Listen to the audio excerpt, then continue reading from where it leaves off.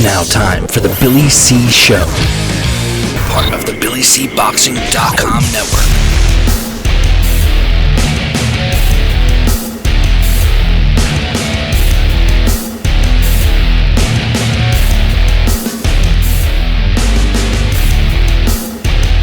And we're coming to you live from the Billy C. Studios in Lake George, New York. I'm Bill Calagione. It's time for the Billy C. Show. Good morning, good day, good evening, whenever you're watching, whenever you're listening. I hope you're doing okay. Today's show is being brought to us in part by Sal's Neighborhood Pizzeria and Italian Restaurant, located on St. Simon's Island in Georgia. Check out the website, salsneighborhoodpizzeria.com, or give my man a call, 912-268-2328, 912-268-2328. Find out why I go all the way to St. Simon's for an authentic Italian meal. Today's show is also being brought to us in part by the Title Bout Championship computer game. You know, we talk about that with when Alex does the Blast from the Past. He does the matchups, and he always uses the Title Bout. Check it out. Now, it's not a graphics-based game, but statistically wise, there's no other game like it. You can get yourself a copy right now by visiting our website, BillyCBoxing.com, and clicking on the Title Bout banner. Or you can get one for free. I'm going to give away one later today. Today's show is also being brought to us in part by my book, Tom Molyneux, From Bondage to Baddest Men on the Planet, is available right now where all good books are sold. And you can get a copy of this book right now while you're watching or listening to this very show. Just visit BarnesandNoble.com or Amazon.com. Or if you're looking to get a signed copy, just drop me an email, Billy@TalkinBoxing. That's TalkinBoxing.com. Or you could just click the book and buy it and pay regular price on the website as well, BillyCBoxing.com. And finally, today's show is being brought to us in part by our 24-hour, 7-day-a-week boxing channel. We are on all the major streaming services, and you can get all the information at GinnecoUSA.com. Sign up today. Punch in the code BillyC to get the discount.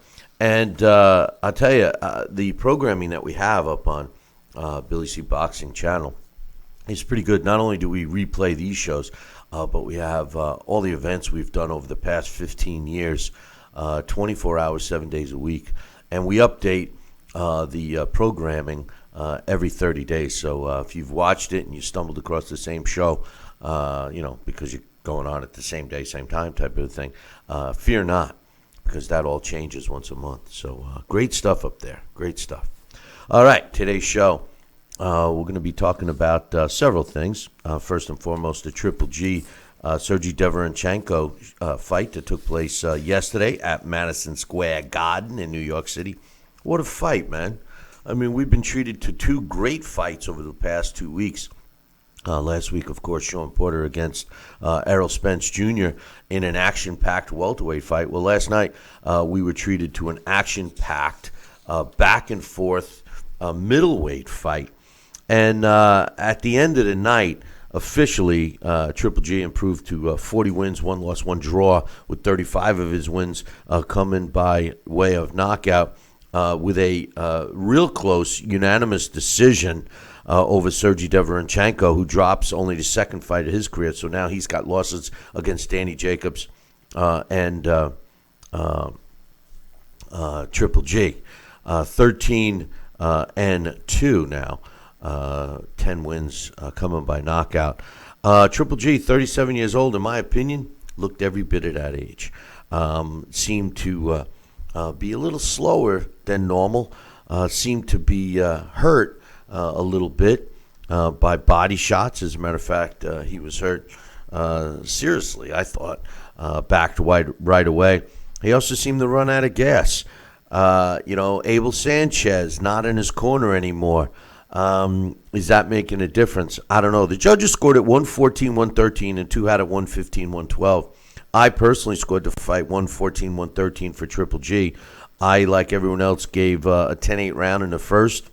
But I was contemplating scoring that very round, 10-9, okay, because I didn't think Triple G dominated the round. Yes, he got the knockdown, and yes, I ended up giving him a 10-8, but I can always hear Larry Hazard in my ear, saying to me, all these judges a lot of times automatically give a fighter 10-8 if there's a knockdown. And I hemmed and hawed to myself about scoring at a 10-9. I thought Derevyanchenko was the aggressor in that round, and really during the whole fight. I mean, he threw more punches, landed more punches, and to tell you the truth, I thought he landed the harder shots. But at the end of the night, I scored the fight 114-113 in favor of Triple G. Golovkin, I gave rounds 1, 3, 4, 7, 8, and 10. And Derevyanchenko, I scored him 2, 5, 6, 9, 10, and 11. I'm sorry. I also gave round 12, not 10, to Triple G. That was a mistake in my notes here. I gave him round 12, not 10. Can't give both fighters around the 10th round, right? You guys, if you listen to the show any length of time, I'm not a big fan of Andre Rozier. I do think he's one of the worst trainers in boxing. Luckily for him, he's got two of the most talented fighters in the sport today. Obviously, Daniel Jacobs and Sergiy Derevyanchenko, I think, is a talented fighter. I love this kid. I could see why Canelo didn't want to fight him. And you could make the argument that Daniel Jacobs might have squeaked out a win, a close win, just like Triple G did last night. But first of all, if Andre came up with the game plan, it was a good one. The game plan was attack the body, be relentless, keep coming forward. And Derevyanchenko did that throughout the whole night. There was no question about that. But where I think Andre Rozier failed, aside from looking like a whale getting into the ring in between rounds, I mean, maybe he should consider passing the buffet lines every now and then. I mean, is he putting on weight or what? But nonetheless, what kind of instruction did he give Derevyanchenko during this fight? I mean, really nothing. He was the Zen master, saying, just trying to keep him going mentally, which I understand is part of the game. But, obviously the fight was close. If they thought that they were wearing down Triple G, which they seemed to do, and Triple G started bracing himself for the body shots, which were hurting him. I mean, don't get me wrong. But as a trainer, you need to try to outthink not only the other trainer, but more importantly, the other fighter. I thought that maybe Rozier should have tried to mix it up just a little. I mean, Triple G's guarding his body. Why not go for the head? The one guy's going in the corners going, try to overhand right. And Andre Rozier never supported that. As far as Triple G is concerned, I don't know if he was following direction. They told him to continue using his jab, which seemed to be Derevyanchenko's weakness. And at times he did, and he tried to go back to it. But I think the aggressiveness of Derevyanchenko proved to me that Triple G has aged. And the other thing is, Triple G doesn't like to get hit. He immediately starts backing up. The other issue is Triple G is specifically a headhunter. I thought maybe he should have tried to go to the body a little more, and he didn't that much. He also seems slow to me. He seems slow.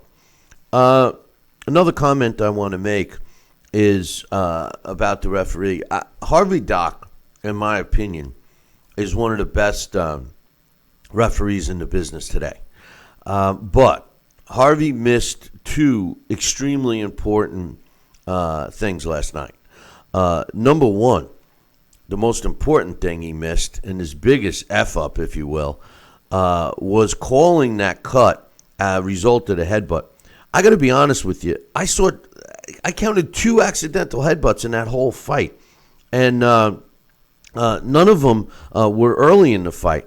As a matter of fact, it wasn't until the 8th round where I saw the first one. He clearly missed it. Now I don't know what he was watching. We had the luxury of the replay, and we clearly saw that it was from a punch. But what made it worse was that the New York State Athletic Commission, which seems to always get it wrong, they seem to always get it wrong. They live or die by their own people, so to speak. And because Harvey Dock called it a result of a headbutt, they stuck by it. Now, on one hand, you could say that's cool, right? But I was a promoter in New York State. And, I had to deal with the New York State Athletic Commission many times as a promoter and then also as a matchmaker and involved with different sanctioning bodies, et cetera, et cetera. And, they favor their people, whether it's a New York fighter or, in this case, a referee that they put under employment. Because remember, Harvey Dock's out of Jersey, to a fault. The same thing happened with Mago when he went down. New York State Athletic Commission has a tendency to overdo it, and they always seem to pick the wrong way. And by them standing by a clear mistake by Harvey Dock was wrong, in my opinion. I understand that they're trying to limit controversy, but Harvey Dock made a mistake. He's in the ring. He should have saw it. He doesn't have the benefit of the replay. But like I said, I didn't see any intentional headbutts, and I certainly didn't see any unintentional head clashes. I counted 2, unless I missed them. I don't know. The other mistake that I thought that Harvey made was stopping the action before the sound of the bell. Now, you got to put an asterisk next to that because the truth of the matter is the crowd was really into it. There's no question about that. So you have to give credit to Harvey for being conscious of trying to stop the action in the event that the bell did ring. But in this particular case, it didn't. And they did seem to fight a little after the bell on a couple of occasions.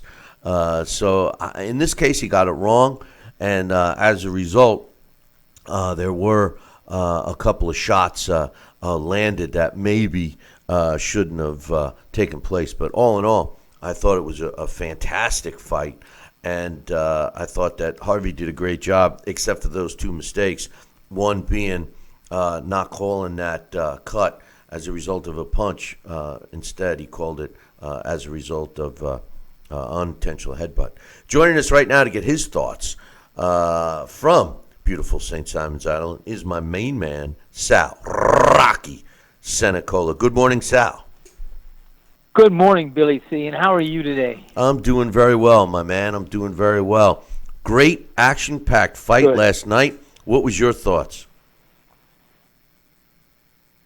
Oh, Billy, this is the kind of fight that, fight fans just thrive to watch. And I couldn't say, I think that cut was pretty bad. And it was by a glove and not a head, in my humble opinion. And I'll tell you what, here I was in that little pained mode towards the end of the fight saying, I can't believe Triple G is blowing this, because he looks like a little different fighter. And he's still good where he needs to be, but I don't know what's going through his head right now. He needed that win last night, but he needed it in bigger fashion, I think. But I think he'll continue maybe one more fight. I don't know though. I almost want to see him retire. He took more punches last night than I've ever seen him take. Sal, you're a pro fighter, and you actually came back, set a Guinness Book of World Records with the length of time between professional fights. So I feel that you're an expert on this question because despite how you always kid with me, how you want to even make another comeback now, but the truth of the matter is I think that Triple G showed his age last night. I mean, he's 37 years old. but he seemed a little slower. He seemed, just like you said, he seemed to take more shots, and the shots seemed to be affecting him more than I've ever noticed. And then the other important thing was he was tired. I'm shocked he made it to the last bell. He was huffing and puffing really hard from the 8th round on. Do you think age played a factor? Oh, I've never seen it before, ever so evident than last night. And I was trying to think, what is he going to do to gracefully bow out? I mean, I don't want to see him get hurt. And it is a fight game. He is a warrior. They both these fighters were warriors. And I couldn't believe some of those exchanges. I don't know what he's going to do. And I don't know what he should do. I think he should either come up with a real nice speech and dialogue and said, after last night's fight, I'm glad I had my unanimous decision, which I couldn't believe, but I still was grateful and glad to hear that. And let me know maybe the age is catching up, and I don't think I want to subject myself to any further harm that I might incur in the future. I mean, I don't know if he could say that. I don't know if he could be ready to retire. He's still. Last night, either one of those guys probably would have had a good rumble with the heck, Canelo. I can't think of his name. Canelo, yeah. And Canelo, after his last couple of fights, like I said, Canelo earned my respect. And I couldn't believe, if Triple G got in a ring again with Canelo, what might happen. And I just want it to be for Triple G in a good way, but to be an objective fight fan, you got to say, hey, maybe he is past his prime. Maybe the time is catching up with him. And, maybe he did get a little lucky last night, which, in all due respect, I think he was due because of all the rip-offs he's gotten lately. And, the poor guy, he's been critiqued over and over and over from a losing standpoint. Like, well, he's not this, he's not that, he's not doing this. And, I feel bad for the guy because he's like President Trump, he can't do any good, any right. I couldn't believe how I heard the commentary, just talk about all the things that he felt he was doing wrong, and he's catching up, and he might be in the fight, he might not. And I'll tell you what, I thought when they said it was unanimous decision, I thought it was going to be a rip-off again. Well, I tell you, it was a hard fight to score. I mean, I had it 114. Yeah. I had it 114, 113 for Triple G. Basically, I gave them each 6 rounds, and the knockdown was the deciding factor for me. But to me, it seemed like Derevyanchenko was landing the harder, more damaging blows than Triple G. And I also agree with what you said. It seems like he can't do any right because immediately, even the mistake, and I love Harvey Dock, but he clearly made a mistake calling that the cut from an unintentional headbutt, whereas it was, we had the benefit of the replay. We clearly saw it was from a punch. But, yes. The other thing is getting back to the Canelo, Canelo was no surprise that he was trying to catch Triple G in this vulnerable position, older, with some wars under his belt, etc. And I'm with you. I don't know if Triple G actually stands a chance against Canelo at this point. If the same Triple G fights Canelo, the version that we saw last night, Canelo is a more talented boxer than Derevyanchenko was. Derevyanchenko clearly was the aggressor, had power in both hands, and beat up the body of Triple G that slowed him down and hurt him throughout the fight. And then if you factor in, some hand speed and some movement, which Canelo possesses, I can't see Triple G beating him, Sal. No, I really can't. I can't. And, the last thing I'd like to see is if Triple G is going to get carried out of the ring. And, that concerns me. I mean, I couldn't believe the punishment both fighters dished out, and both fighters took. I was expecting to wake up to the news and hear one of them was in a hospital, or both of them were in the hospital for observation, which would not have been uncharacteristic. You know, they just took a beating, both of them. And if I had to say who was really crisper and looked more ready to deliver the telling blows, it probably wasn't Triple G. But I'm just glad he won, and I'm going to be really eyeing what his next move is going to be, if any. I think he still feels the passion and the fire about fighting. But, you know, I just don't want to see such a warrior who blessed the boxing networks with knockout after knockout ever get really hurt, even though it's the game. I don't want to see him get hurt. You know, Triple G seemed to be getting bothered by the body work, and if this was, you know, a fight that took place in the era in which you fought, and it was a 15-rounder, I'm not so sure Triple G makes it 3 more rounds. I thought Derevyanchenko seemed to have more gas in his tank. But my last question for you, Sal, is, you know, Triple G's not really known for being a super body puncher. I mean, he obviously lands body shots, but his, you know, he's knocked out his opponents generally to the head, and you know, he's able to set his punches up with a really crisp and powerful jab. But last night, I thought that maybe he should have tried to work the body a little more from Derevyanchenko against Derevyanchenko, because Derevyanchenko was so successful working his body. And I would have thought that his corner might have tried to employ that to try to keep Derevyanchenko off him a little bit, because he was sticking to him like glue. Do you think this? Yeah, he was. I mean, do you think, number one, he should have worked the body, and more importantly, number two, remember, this is not Abel Sanchez in his corner. It's Jonathan Banks, a guy that he hasn't worked with all that long.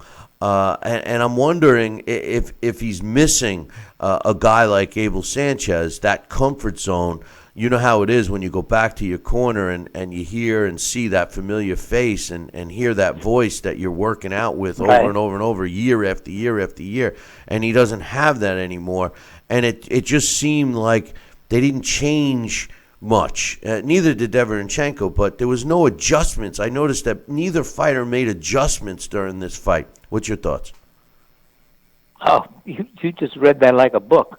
And they didn't make the changes. And, you know, Triple G, they should have been drilling him and instructing him, step to the side, left hook to the belly, right to the liver, you know, and right to the spleen, left to the liver, you know, and I didn't see that. I didn't see that from the corner. And, yeah, was it because he was in unfamiliar territory with a corner he wasn't so sure or comfortable or confident with?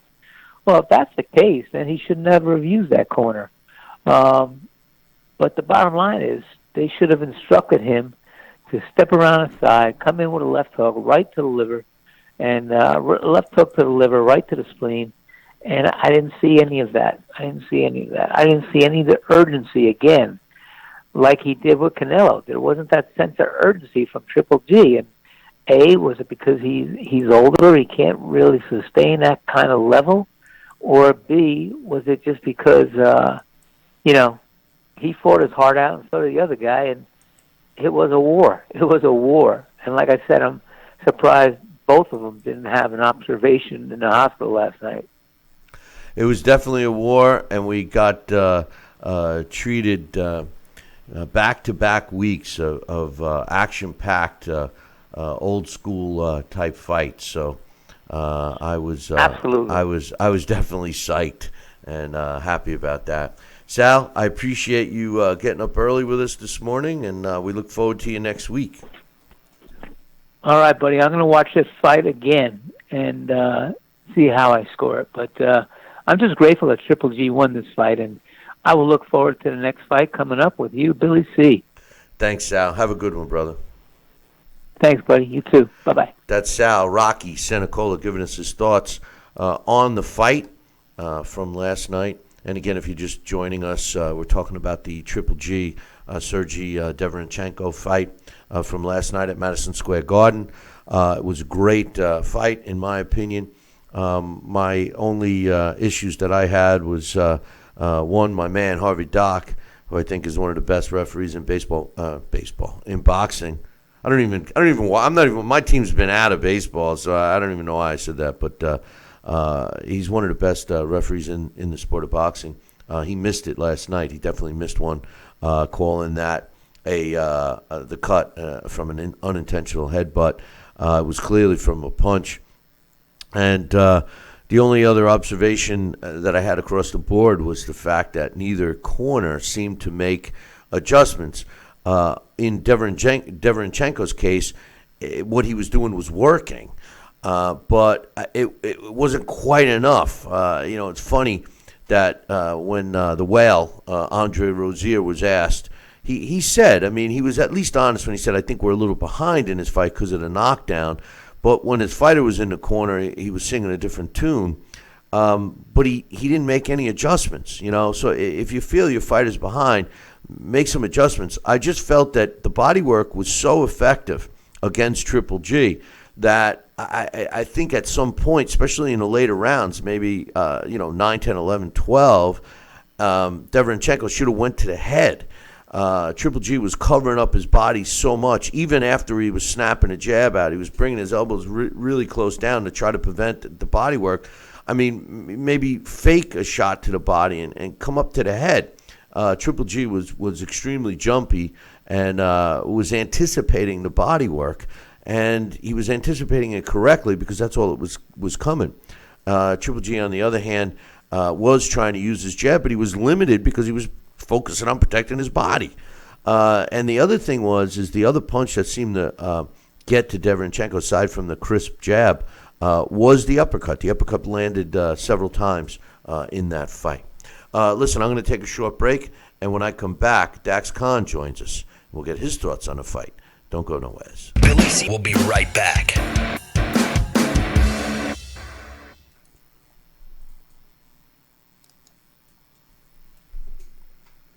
Broken air conditioning, $4,400. Failing refrigerator, $2,500. Don't let outrageous repair and replacement bills like these bust your budget. Get the First American Home Warranty Plan. And when a covered appliance or system breaks, we'll repair it or replace it for you. We had a high-end dishwasher go kaput.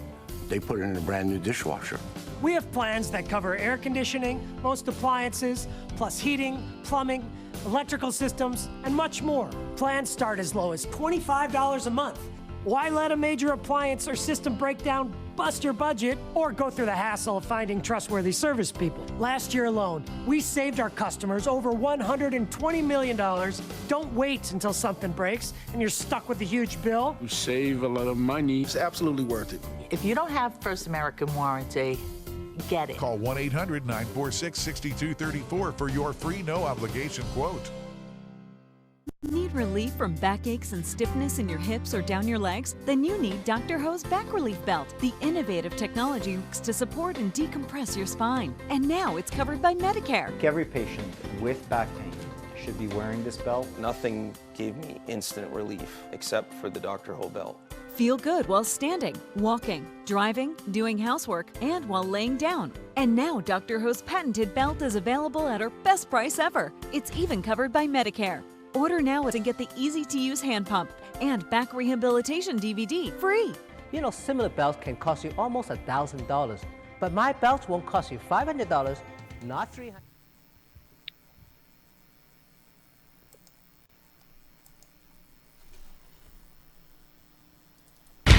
Check out BillyCBoxing.com now, or feel the wrath of the mighty. Interact with the show at BillyCBoxing.com.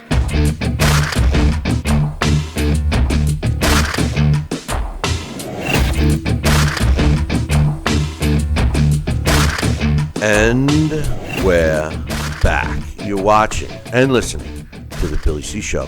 Glad you could be with us. And joining us right now is my man Dax Khan. Good morning, Dax. Good morning. How you making out today, my man? I'm a little bothered by this sudden temperature drop. Yeah, right. It's getting bad. At least we, I can't stand getting off of that for a second. I can't stand the new system we have, where it's such a hassle to bring your camera shot in, but it's working and the sound is working. But it seems that when I create it, we're losing our commercials. So I guess the commercials, the lack of commercials, is great for the viewers, but not so good for us, if you know what I mean. But anyway, Triple G, Derevyanchenko last night. What's your thoughts, brother? That was a great fight, huh? Oh, God, yeah. It was, I was talking the other day saying I was surprised that the minimal buzz that this fight was getting. You really didn't hear much at all. Forget about the fact that it was just Triple G and, a top-notch fighter like Derevyanchenko, but it was a middleweight title fight against the very best, two of the top guys in the division, but everybody seemed very disinterested. I don't know if it was because the Derevyanchenko loss, in boxing nowadays, you lose one time and all of a sudden, you're not marketable. Same thing with the Triple G draw and the loss to Canelo. So I have no idea why fans, at least on social media and that, were not really overly hyped about it. But, it was a great fight. It was a high-level, high-action contest. So it might have been even better than the Spence and the Porter fight, depending on, what you like. I thought that it was extremely entertaining. There's no question about that. I thought that the cut was clearly from a punch, but we got the beauty of the replay. How did you score the fight, Dax? I scored it 114-113 for Triple G, and I was hemming and hawing. I said at the beginning of the show, I was hemming and hawing with myself about that first round, because although I ended up scoring a 10-8 for Triple G, I kept hearing Larry in my voice, Larry Hazard, and he's like, automatically judges give a 10-8 round for a fighter who gets a knockdown. But it was close enough, the round, but really, if that knockdown doesn't happen, I'm giving that round to Derevyanchenko. What's your thoughts? Derevyanchenko wasn't hurt. I mean, always look at the fighter's eyes when they're going down. Or as soon as they hit the canvas, if you can get a look into their eyes, that usually tells you how hurt they were. And Derevyanchenko, his eyes were very clear when he went down. It was, it was a good punch, make no mistake, but I think he was a little bit off balance. He wasn't expecting it. So, I agree that that could have been a 10-9 round, but, traditionally he scored 10-8, so that's how I scored it. But I did have it 114-113. That was my score on Twitter last night. And just for a note real quick, Bill, anytime after 8:30 at night, if our account was on Twitter, Billy C is sleeping. That is me. I don't know how many people ask me or refer to me, hey, Bill, hey, Bill, hey, Bill. It's not Bill. Where's Bill? He's been sleeping since 4:30. Yeah. You are so right about that. It is kind of funny. I feel bad because I see some of those, the next day, and it's like, poor Dax, people don't realize I'm in my feety pajamas by 8 o'clock. Hey, listen, if it's a wild and crazy night, I'm up till 9, That's why these fights, they kill me, But anyway, one thing I clearly thought in this fight, Dax, was that I didn't see much of adjustments on either side. Now, from Derevyanchenko, I give credit because what he was doing was clearly working the body, et cetera, et cetera. But as the fight wore on, Triple G was defending against the body. I would have thought that a quality trainer would have turned around and said, feint to the body and come out to, come back to the head or something. Triple G was clearly running out of gas. He was being hurt by the body shots, but even his corner with Jonathan Banks, they weren't making any adjustments. Jonathan Banks was trying to keep him focused on the jab. Do you think that's true, or am I just barking up the wrong tree? No, when I score the fights after each round, I score and then I put a little note in the round why I scored that round for who I scored it for, and all my notes. States on there about when Derevyanchenko is pushing the pace and he's bringing the fight to Triple G. It seems that these punches that don't really look hard coming from Triple G, they don't really seem to be landing that hard. They must have more steam behind them than we realize, because obviously we're not taking them, because that's when Derevyanchenko would either hold or take a step back. Derevyanchenko, I'm sitting there screaming at my screen going, do something different he sees that left hook coming all night long, and Triple G kept going after that left hook. He would throw it twice. The first time he would catch Derevyanchenko with it, and then the second time Derevyanchenko would automatically duck because he knew that left hook was coming. I don't know if it's age. I don't know if it's because Derevyanchenko was applying so much pressure, and he was so busy that Triple G just wasn't able to really adjust. I don't know why he hasn't done this in the past, but definitely Derevyanchenko was a couple of steps ahead of him. Could it be those almost 400 fights between the amateur and the pro career, being 37 years old? If you look at the body of Triple G, who was never really a muscular guy, but now his muscles are starting to get that long, thin look of a guy that's a 37-year-old fighter. Remember, a 37-year-old fighter is a 55-year-old regular guy. Speaking of age, I clearly thought that Triple G aged. Not so much in the ring, but coming into the ring, he's definitely not the same.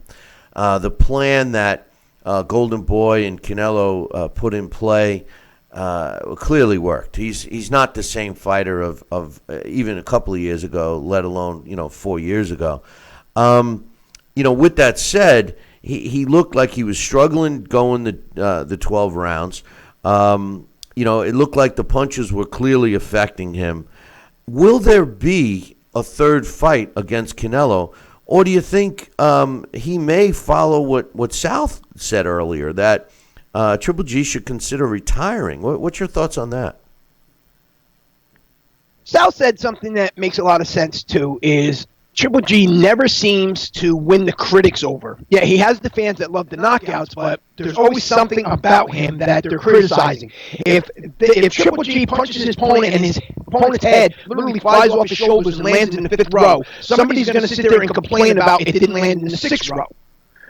That's just been, his career. At this point in time, for Triple G to retire in terms of his legacy, to keep this image that he has built up over the years with all those consecutive knockouts, he needs to go out against an opponent who is obviously not of that elite level, but still a recognizable name, and win big, and then go out in retirement. So right now, I don't know if it's a game of legacy, because it certainly wasn't a game of money.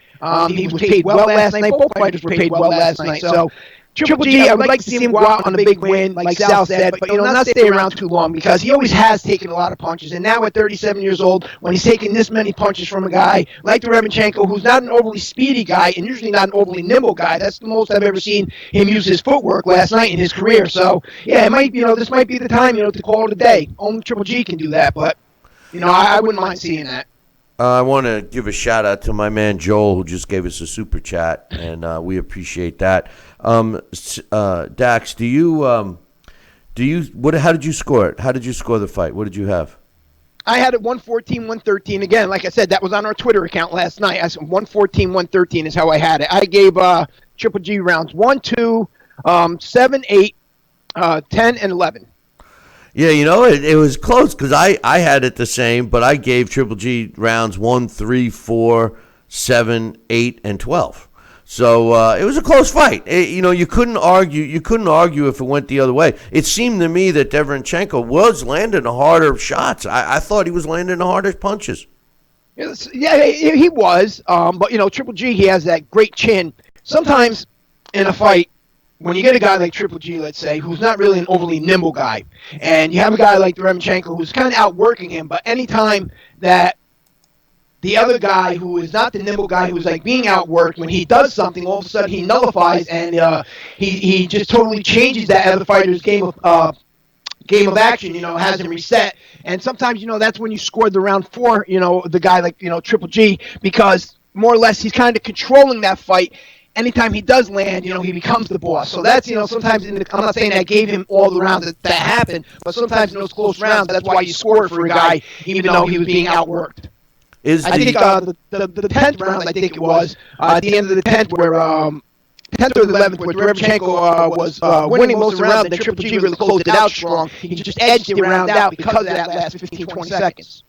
So, again, I'll ask, do you think the third fight with Canelo will actually take place? I don't. At this point in time, I don't think it should. It wouldn't be good for Canelo. The two first fights were full of controversy. No matter who you thought won, there's always going to be that stigma overhead. Now, if Triple G didn't look, like he did last night, and let's face it, even though he defeated Steve Rolls, he didn't look like, the Triple G of old against Steve Rolls. So it's really doing nothing for Canelo's career. It's doing nothing for boxing. Well, if that fight doesn't happen, maybe Triple G should retire, because what else is out there? Dimitry Andrade called him out, but does that fight make sense for Triple G? No, Derevyanchenko, you mentioned Canelo and game plan. In boxing, all of a sudden, the blueprint is labeled on every fighter that doesn't look sensational after a previous opponent. Derevyanchenko, when he was moving in and out and using his jab, he looked sensational. And Triple G, again, he's never been a guy that's been, great with his footwork. He's slow. He corners his guy, but he's never been great with guys that move around a lot. And Canelo has really upped his game over the last couple of years with that footwork. And, with the age disparity and Canelo's footwork and skill set increasing, it wouldn't even be competitive. And, the fans really, in the end, would not be happy anyway. Triple G would still be criticized, not ever being as good as he was. And then Canelo would be criticized, saying that he was picking on an old Triple G. They took that third fight because they knew he was easy picking. And that's, it just wouldn't work out at all. It would be good for the moment, but overall, that fight would get more criticism than praise, no matter who won. All right, some other things that have been taking place in the boxing world that I want to get your thoughts on. First and foremost, I know I actually saw some of your posts on this situation. Clarissa Shields was supposed to be the main event last night on their card out of Flint, Michigan, and due to Ivana Habazin's trainer, James Ali Bashir, being sucker punched, and as it turns out, it was from Clarissa Shields' brother. The fight was canceled. Clarissa Shields even came on and said, whoever sucker punched him from behind, it's inexcusable, and it's clearly not part of our team. And then, several hours later, it was reported that it was actually her brother. You know as well as I that she can't claim he wasn't part of the team, because anybody on the stage at a weigh-in is either part of the commission, part of the broadcast, part of the officials. They're either the fighters or they're part of the team, because they need a credential. What's your thoughts on this whole situation, Dax? First of all, the first thing I thought about with this was the Leon Lawson and Jose Usyk-Tyrone incident, when Lawson sucker punched Usyk-Tyrone, and Clarissa Shields, even though maybe the PBC didn't mean to, they kept panning that camera to her, remember? And she was laughing and pointing. She wasn't just giggling. She was laughing hysterically like that was a comedy act, and she was looking at the big screen whenever it was played over and laughing. That shows the mindset of her and, what type of person she is. I've discussed with people and said, from the times I've met her and the times you met her, the times you spoke with her at the Women's Hall of Fame, she just seemed like a total different person. And now you're saying to yourself, was that an act, or, is this the Clarissa Shields who just doesn't know how to deal with the fame, and she's listening to all these people and what they're saying? Now, as you were just stating about, you can't say, I don't know, and it wasn't my fault. If you are the fighter, I'm not talking about a young fighter on an undercard, but when you're a headliner, especially a champion, whoever you bring with you, you are responsible for if you are the head of your camp. And they came with Clarissa Shields, as you stated. So you know what? She has to take that blame, because she came with him. The commission needs to step in. And, I would hope that Dimitry Salita would do the right thing and say, listen, if we're going to continue doing business together, this can never happen again, because you're making my name look bad. And Salita is one of the only promoters who really focuses fully on female boxing. It's just bad for the sport. And I don't care what anybody says. Well, he was disrespecting the sister that was on stage, and he shouldn't have. The sister, she's the sister. She's not the fighter. She's not the trainer. She's not the promoter. She's not from the commission. She should have minded her business while Bashir was looking at that scale. He had every right to. That's the other part of it. He has every right to watch the scale, to question the scale, to question the accuracy of the scale. He could have asked the commission to have her get back on it. I mean, he's there to make sure that, in his opinion, that his fighter is being equally treated as the opponent. So I agree with everything you said, and the sad part about this is that it puts a black eye on the sport. I was talking to my man Mitch via email the other day, and it's like this.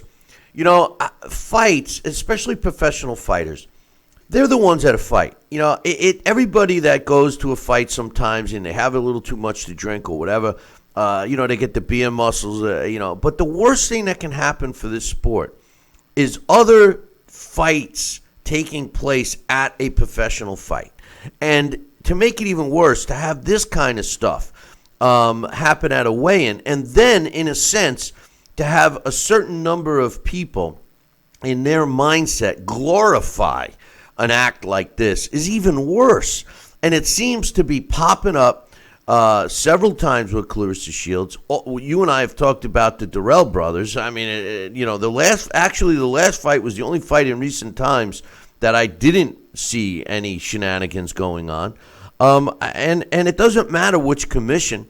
The one with the other sucker punch was in Maryland. So I mean, it's terrible, and the sport can't afford to have stuff like this. They need to tighten that up. Maybe start limiting who's able to even be at a weigh-in. Absolutely, they should. That's why promoters, Bill, you know as well as I do, when you are going to a big fight, they ask certain questions if they're not familiar with your outlet. They want to know how many fights has this person been to in the past. They want to know your credentials in terms of how many articles or how many TV shows or how many radio shows that this person's been on. And it's not always just for the fact that they're worried about their coverage. It's for reasons like this. Can this person come here and conduct themselves? Because this sport has a lot of people that are not really professionals, that it's more or less a hobby. And like you're stating, you can't have these outside the ring fights. Boxing, over the last couple of years, these fans, and then again, fans that think they know the business, swear they actually do know the business, and they will throw in that word, it's a business. That's why I keep saying the word business. Business is a business. Boxing, that business is in the ring. The rest of the business is with the promoters. It's with the fighters and the contracts. It has nothing to do with anybody else around, as you stated. And this is a big business. This isn't, a job. This is a big business with millions and millions of dollars, and everybody has to conduct themselves like professionals. That not only the fighters, but in the camp. And the fighters have to take responsibility for who they bring. Clarissa Shields is just as responsible as anybody else. Did she throw the punch? No. But she is still just as responsible. In the future, she should not be allowed to bring any of these people. They should be banned. Everybody on her team who has not conducted themselves properly should be banned. And not just her, but with any fighter that should happen with. But to sucker punch a 71-year-old man in the back of the head where he falls on the face, has to have surgery that same day, come on. There's no excuse for that ever. The sad part, in my opinion anyway, Dax, is that she's trying to bamboozle, if you will, the fans, the boxing fans, to try to say that, nobody from our team, blah, blah, blah. And even if she was tongue-in-cheek at this point saying, well, maybe it was my brother, but he wasn't part of our team. The truth of the matter is for anyone out there that didn't hear me say it a few moments ago, in order to even be on that stage, everyone had to have a credential. Joe Schmo that walked in and happened to stumble across the weigh-in wasn't going to get his butt up on stage. If you didn't have a credential, you weren't on stage. In order to obtain a credential, you would have had to have been part of something, either the event itself, the commission, or the team. So, if she's trying to bamboozle anybody, Dax, she's full of you-know-what. Yeah, because what a lot of people don't understand, too, Bill, with the credentials, one credential doesn't cover everything. Okay, they have different types of credentials. So just because somebody has a credential doesn't mean that they're going to be up on the stage. You have to have that credential that gives you certain access. So like you said, that person had to have that special credential, not just anything. They had to have that special credential to get up there. Not only is that the promoter's rule, but that's the commission's rule. So that even brings it a step further because the commission has to approve certain things. Even people that come to watch the weigh-in, people that go to the back in the dressing room, and so on and so forth. So, unless the fighter or the promoter says, give this person that credential, it's not going to happen. Exactly. Couple other things I wanted to ask you about. First and foremost, big fight next week for Oleksandr Usyk against Tyrone Spong, entering the heavyweights.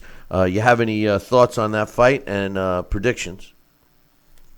I think Usyk is going to win. I think that Spong is a good test for him. You know, even though Tony Bello, I guess you can say, was part-time heavyweight fighter, but Spong is a good test for him. We'll be able to see how Usyk does if Spong is able to win there and lean on him and catch him with some heavyweight punches. But Oleksandr Usyk is levels above. I actually believe he's most once he's an official heavyweight, I don't see how anybody can debate skill-wise that he's not the best heavyweight in the division. Whether or not his size is going to allow him to compete against these monsters is a whole different story. But it's good to see somebody with this much skill, and despite how big the other heavyweights are, speaking of whether or not it's Joshua or Wilder or Tyson Fury, Oleksandr Usyk is a big guy. He's 6'3". He walks around at 225, 230. So that is a big guy, and he's actually what at one point in time, Bill, he would have been considered a supersized heavyweight.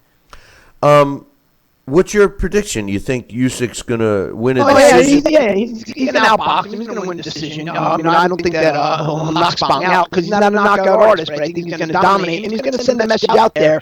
Especially if he makes Spong look like an overpaid sparring partner. He's definitely going to send the message out there, and I think the division's going to really be nervous. And I wouldn't be surprised if Usyk becomes avoided because guys are saying to themselves, or trainers are saying to themselves, the only way we can beat this guy is knock him out. So, him coming into the division, it just upsets the apple cart. It turns things on the side. So, anything good, positive that happens in that division is good for the sport. We talk about it all the time. In the heavyweight division, talk about boxing, talk about. Speaking about being overmatched, the co-main event on that card is Dimitry Bivol taking on Lenin Castillo. I question this fight. I mean, don't get me wrong. Every fighter is entitled to, defending a title against a non-dangerous opponent, and Castillo did have his last 4 fights were tough ones, him being 3-1 in those 4 fights. But, we've kind of put Dimitry Bivol on a pedestal. You yourself feel he's the best light heavyweight in the sport, and I agree with you. In today's world of so many champions, the least that world champions can do once they obtain one of the many, many belts is fight the top guys. What's your thoughts on Bivol fighting Castillo? Castillo, he's not a known fighter. I don't think he's a top 10 fighter by any chance, but he's a talented fighter. Anytime I've seen him fight, I expected him to lose because he has that thin frame. He's not a big puncher, but he's a great boxer. He has an excellent chin. I don't think he's going to beat Bivol, but I think that you brought up an excellent point about the champions. Remember what belt Bivol holds, the WBA belt. When you hold that belt, it's almost like a no-win situation unless you're the super champion. And I think Bivol right now is more or less, in his last couple fights, just been put into that situation where he has to fight whoever they tell him to. And he's not able to land these bigger fights for whatever reason. Why hasn't he been with a Peter Biev? Why hasn't he with a Botzik or, so on and so forth? So, Dimitry Bivol, and again, the talk where he wanted to move down to 168 pounds, I have no idea why this fight came about, but it's not as bad as a fight as it looks like it's on paper. Lenin Castillo is going to put up a better effort than what you're describing and what you're thinking. Yeah, well, I hope so. I hope you're right. That's for sure. And I got another question for you. And my man Coach, wherever he may be watching or listening, or whenever he watches or listens to this show, Tyson Fury made an appearance at SmackDown the other night, and they had to hold him back. He was going to jump into the ring. Are we getting a precursor to him possibly following suit with the WWE, or at least doing something with them? I mean, what's your thoughts on that episode?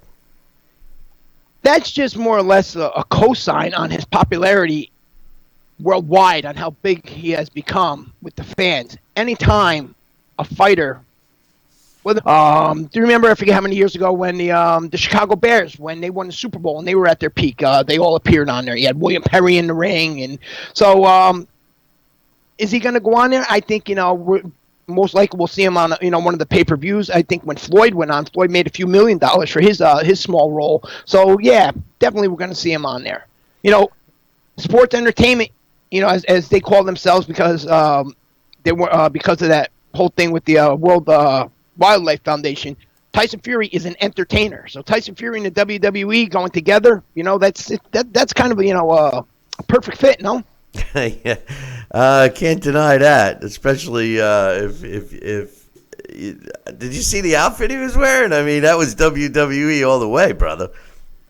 He always dresses like that. I don't know where he gets that from. I don't know. Do they have yard sales, or do they have like thrift sales for pimps of the 60s and 70s or something like that? I don't know. Yeah, but he has to. Come on, he's 7 foot tall. He's got to have all his clothes custom made. So somebody designed that for him, So I don't know, man. I don't know. It was pretty comical, really.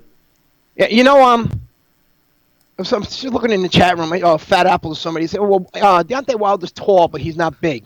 Have you ever sat with a guy that is that big? I don't care if he weighs 170 pounds. That's a big person. Maybe he's not, thick like a Joshua or something like that, but trust me, Deontay Wilder's a big guy. He just doesn't look that big when standing next to guys that have 50 pounds on him. But I promise you, Deontay Wilder's a big guy.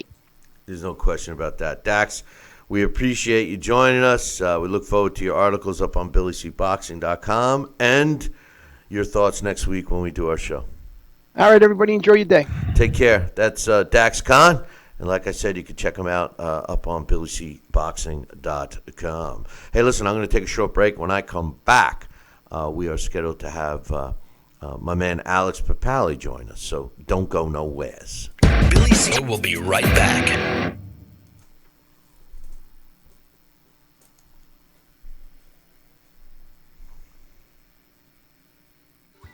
Snacking has never been this exciting. At Graze.com, we combine wholesome ingredients with the flavors we all love to create over 100 exciting snacks. Like these. We'd love to send you a Graze sampler box for free. Just go to Graze.com, enter the code ENJOY36, and we'll mail your free box to your home or office.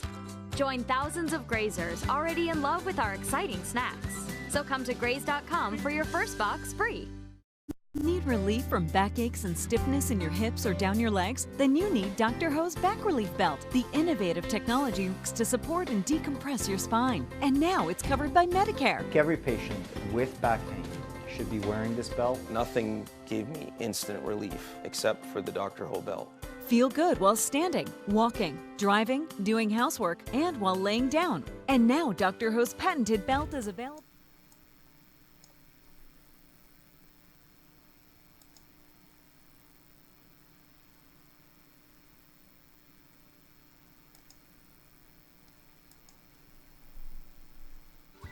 Snacking has never been this exciting. At Graze.com, we combine wholesome ingredients with the flavors we all love to create over 100 exciting snacks. Like these. We'd love to send you a Graze sampler box for free. Just go to Graze.com, enter the code ENJOY36, and we'll mail your free box to your home or office. Join thousands of Grazers already in love with our exciting snacks.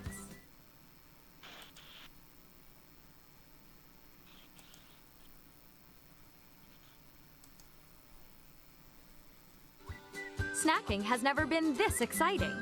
At Graze.com, we combine wholesome ingredients with the flavors we all love to create over 100 exciting snacks. Like these. We'd love to send you a Graze sampler box for free. Just go to Graze.com, enter the code ENJOY36, and we'll mail your free box to your home or office. Join thousands of Grazers already in love with our exciting snacks. So come to Graze.com for your first box free. Need relief from backaches and stiffness in your hips or down your legs? Then you need Dr. Ho's Back Relief Belt, the innovative technology used to support and decompress your spine. And now it's covered by Medicare. Every patient with back pain should be wearing this belt. Nothing gave me instant relief except for the Dr. Ho belt. Feel good while standing, walking, driving, doing housework, and while laying down. And now Dr. Ho's patented belt is available at our best price ever. It's even covered by Medicare. Order now and get the easy-to-use hand pump and back rehabilitation DVD free. You know, similar belts can cost you almost $1,000, but my belts won't cost you $500, not $300, not even $200. I will give you my special TV price. And remember, Dr. Ho's belt is covered by Medicare. If you know a friend or family member that suffers with pain, get them my system today. Help them live with less pain, be more active, and get back to doing the things they love. Give them the gift of health. Listen to this important message. If you owe money to the IRS, you will want to hear this. Penalties and interest compound daily on your back taxes, putting you under a mountain of debt. Tax 10,000. Years of experience connect. Hey, fight fans, check out KOFantasyBoxing.com. KO Fantasy Boxing is boxing's only trademarked fantasy game. Check it out, www.KOFantasyBoxing.com. Select your own gym, your own fighters, track them through a season that can last from 3 months to a year, depending upon which league you join. You got to check this out, man. www.KOFantasyBoxing.com. Join it today. Again, www.KOFantasyBoxing.com, and tell them Billy C sent ya. The one, the only, Don King. Makes me feel good, Billy, to have you, the #1 show in the country, talking boxing with Billy. So I invite each and every American that's listening to this great show to tune in, because we want you to be there with Billy and me. Now back to Talking Boxing with Billy C., the only radio host man enough to take a punch from Mike Tyson. Wait a minute, man. Hold on there. Jeremy, man, I need you to take this one, all right? Wait, what? No way. I can't do this. Need I remind you I'm Billy C., damn it? Now put on that mustache and get in there. Hey, look at me. I'm Billy C. Crap.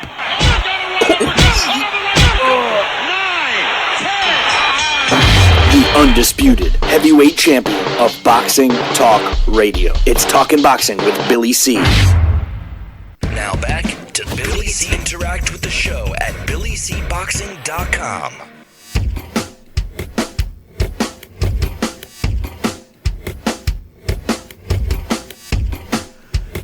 And we're back. You're watching and listening to the Billy C. Show. Glad you could be with us. And don't forget, you got to order yourself a copy of my book. Tom Molyneux, From Bondage to Baddest Man on the Planet, is available right now where all good books are sold. Grab yourself a copy right now from Barnes & Noble or Amazon.com. Or if you want a signed copy, just drop me an email. Billy at TalkinBoxing, TalkinBoxing.com. Joining us right now is my main man, Alex Perpali. Good morning, Alex. What happened, Alex? Where you at, man? I'm here. Oh, okay. All right, there you are. What'd you think of the fight last night? I thought it was really good. I think it was a better fight than last week's in terms of just bell-to-bell action. And I did have Derevyanchenko winning.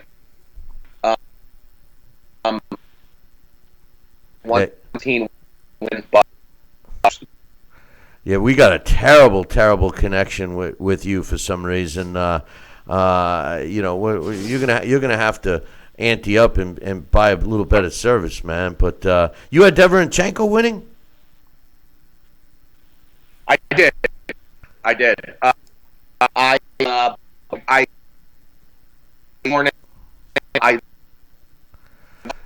Alex, I'm gonna try to get you. I'm gonna try to get you back, man, because this is terrible. Okay. So hang tight a sec. We will try to get a better connection with my man Alex here in a sec. we he had I can't wait is that you can't say that only one way. In this case, most of us had. I had Triple G winning 114-113, but it was an extremely close fight. So I mean that's it is what it is. But we're going to try Alex again here without his video. So let's see how we're going. Hey, are you there now, Alex? Yeah, are you there now?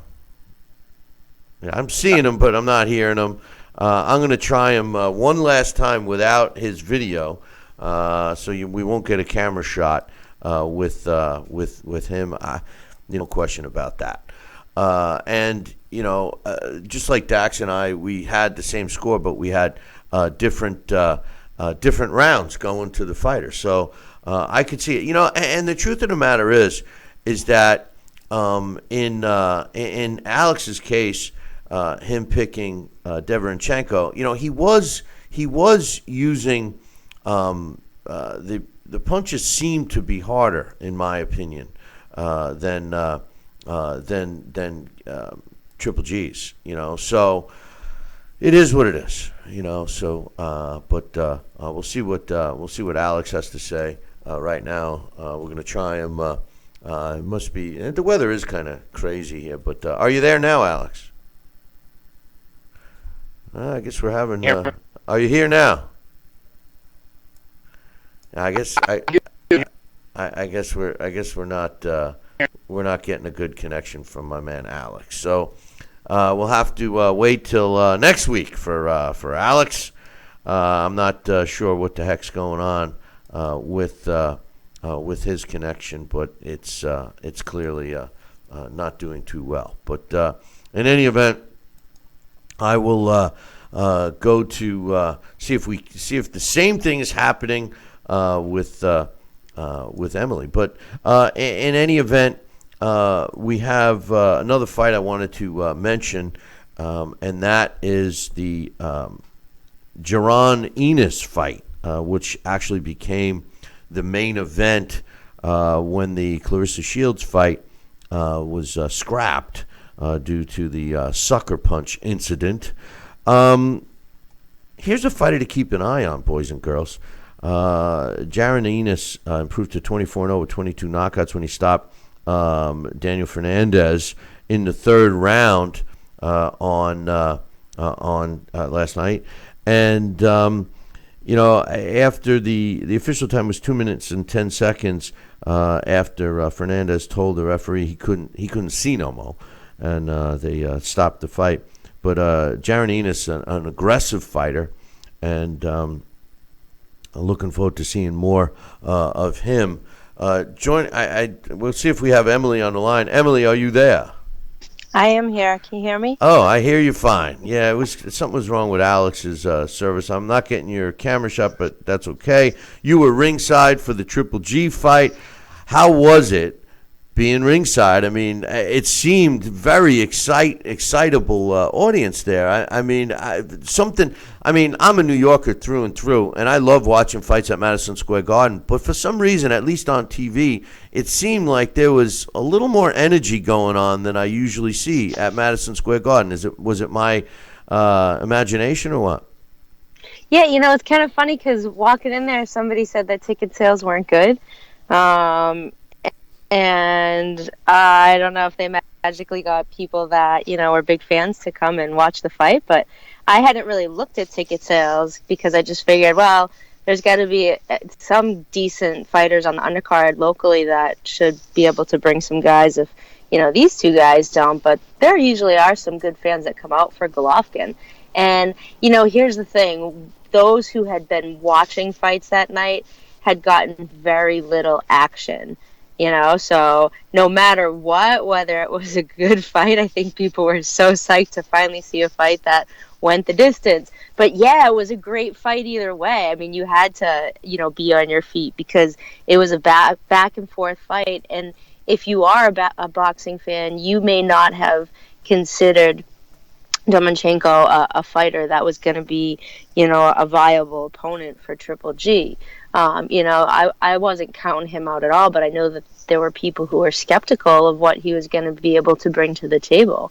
And I think he left a whole lot on the table for people to talk about. So people certainly got their money's worth if they paid for tickets, if they were given tickets, whatever they did to, get to that fight last night, or if you sat at home and watched it, you got a good fight. It set a lot of good things up. It was a great fight. I mean, and I'm with you. Derevyanchenko is a fighter that whoever thought it was going to be I never thought it was going to be an easy fight, because watching him fight Daniel Jacobs, you knew that the kid brings it, and watching the Triple G fight. Now, all the best photos of the fight obviously were yours that are being circulated. So you were right there, and some things I wanted to ask you. First of all, to me, it sounded like Derevyanchenko was landing the harder shots. And I'm shocked that those words are coming out of my mouth when I'm talking about Triple G. Were they harder? I mean, could you hear the difference yourself? I mean, you were right there. I mean, I feel like it seemed like they were harder shots, but I feel like Triple G has trained for that, What he hasn't trained for is somebody being able to really fight him in the pocket consistently. And that was something that, Derevyanchenko had figured out, whether he figured it out last night or just by watching him, he knew, where the places to capitalize on. But I feel like Triple G wasn't really in his right element anyways. There was something a little off about him, whether from the weigh-in on or what have you, just not completely himself. And maybe he underestimated him a little bit. I don't know. I don't think you should really underestimate anybody at this point, because these guys are coming for you. They know that you're getting paid. They have the opportunity to get paid. So, I think every guy that he steps in there with, he really needs to be careful with.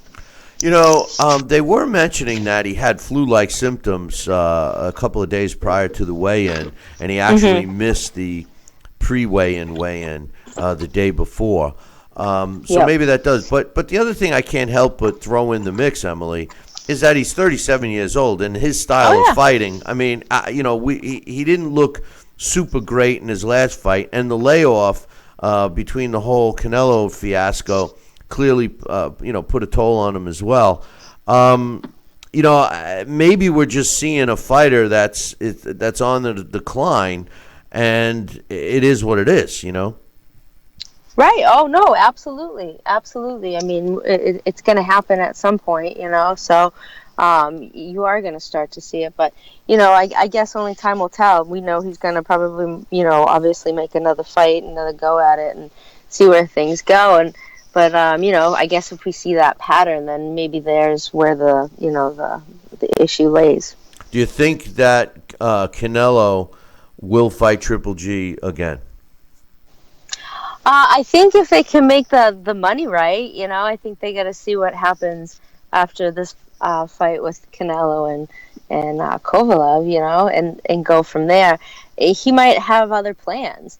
We'll see what happens, in November. But I would like to see them fight. I think everybody would like to, get that go ahead. But I think money and time is going to be the answer. The sad thing is that, we all were criticizing Canelo for waiting too long to make the first fight, then too long for the second fight, and, delaying the trilogy everyone wants. And everyone accused Team Canelo of waiting for Triple G to get old. Well, it looks like it's here, and it looks like it is favoring Canelo. If the same Triple G shows up to fight Canelo a third time that showed up last night to fight Derevyanchenko, I don't really give him a chance. Yeah, I don't give him a chance. I hate to say it, right? It's over. And then there's other guys in the mix too, that really want a chance and have been talked about getting a chance. And so you do want to hope that at least if they're not going to fight each other for another year, that Golovkin can stay active with somebody that, should withhold a name, whether it be Andrade or a rematch with Derevyanchenko whatever it might be, you know, it should be a viable person, not somebody that he can just kind of keep moving with. Some things I noticed, and you know, I know you're busy shooting the fights, but some things I noticed watching the fight last night, number one, either side to me didn't look like they were making any adjustments. Now, with that said, Derevyanchenko's game plan was working. I mean, there was no question, you know, working the body and keeping Triple G going back and stuff. But as the fight wore on, specifically from the 8th round on, Triple G was anticipating the body shots, so much so that he was moving, after he would throw a jab, he would move his elbows down and try to protect his body. I feel a good trainer would have told his fighter to either fake to the body, you know, feint him to the body or whatever, and then come back and start going for the head. I mean, he did the work all fight long. There was time for him to start going for the knockout, and Derevyanchenko did not do that. We'll start with that. Did you see that, or is that something that maybe Triple G was preventing from happening? I mean, how do you see that? Yeah, you know, I thought there were times when Triple G actually kind of stayed in there too long a little bit too. You know, he'd be able to give it to him, and he would anticipate him coming because he didn't move out of the way, and you know, he would eat more than he actually gave. And I think that's when people started to see the turn maybe in certain rounds where, you know, Triple G had some hard action, you know, landing shots, but Derevyanchenko just gave it back to him. And I don't think G was really used to something like that, because most guys feel his power and back off. This kid kind of stayed right in the pocket with him and fought with him. And so, yeah, he was anticipating it, but I think he needed to anticipate and get out of the way, feint with it, like you said. And we didn't see that happening. But I also don't think either of them saw that the knockout was going to happen. You know, maybe they just didn't feel it when they were going to the body there or into the head, where neither of them were really budging. I think the one thing that Gennady had working for him, or he thought he had working for him, was the cut over the eye, because he did keep parring at that, you know, going for that. And I mean, that's what an experienced fighter does. And I think that's what really helped Gennady win the fight, was his experience, because those later rounds is really where he turned it on more, you know. So I think he knew where he was. You know, I couldn't tell. To me, it seemed like Derevyanchenko was landing the harder thudding punches, and it also seemed to me that he had more gas left in the tank. And where I thought that Derevyanchenko should have mixed up his game plan at those last 3 or 4 rounds, you know, Triple G was trying to do this, maintain the same thing too. Jonathan Banks was telling him, "Oh, keep using a jab. He can't defend against a jab," which was true. But because he was being so cautious with protecting his body, it wasn't as effective as it was in the beginning of that fight. I feel both corners just didn't make the adjustments correctly, and I couldn't help but think with Triple G is the lack of having Abel Sanchez in the corner really making a difference. So yeah, to address that, you know, it's funny, like when I saw Triple G fight Willie Monroe, I didn't feel like a lot of the adjustments were made early enough there either. You know, when he was questioned about why did you kind of get in the mix of him and kind of get hit a lot more with this fight, he said, well, I wanted to give people more show, you know, big drama show. And it's like, well, no, I don't think that at all. And as we went on with him, he kind of got exposed with his defense. And part of me wondered, you know, when him and Abel parted ways, would somebody pick up on that, you know, lack of, you know, defense? I mean, he's got it in some fashion, but there are times where you just wonder, why aren't you moving out of the way? Why aren't you making adjustments? Why isn't your corner making an adjustment? You know, you hope that that person in your corner is talking to you to do something like that, but neither of them, you're right, seem to really be making the adjustment.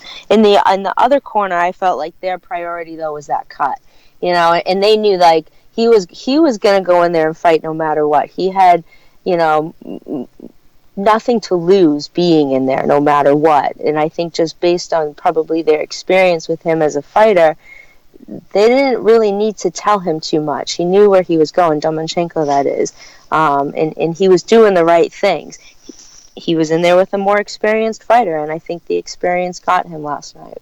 Speaking of the cut, from your vantage point, did you think that cut was caused by a punch or an accidental headbutt? It looked like an accidental headbutt, but when I went back and looked at the pictures, I couldn't find an accidental headbutt. It looked more like a photo, so I gotta go back and look at the time of when that happened versus when the photos were, just to see if maybe that was a punch. But the one thing I kept thinking, and I don't know if you watched the fight a few weeks ago with Dutchover when they stopped his fight, is that I got to give them some credit in New York for letting the fight go, because they checked that a lot, and we know in New York they are on top of stopping fights a lot sooner sometimes than people want. And I think that's what a lot of people were afraid of last night. But they did a great job on that cut, and they did a great job on keeping it together every time the doctor tried to pull it apart. So, yeah, it was kudos to them. It was a nasty cut, and I thought Fury's was worse. And I thought last week, we had even a worse cut with Spence.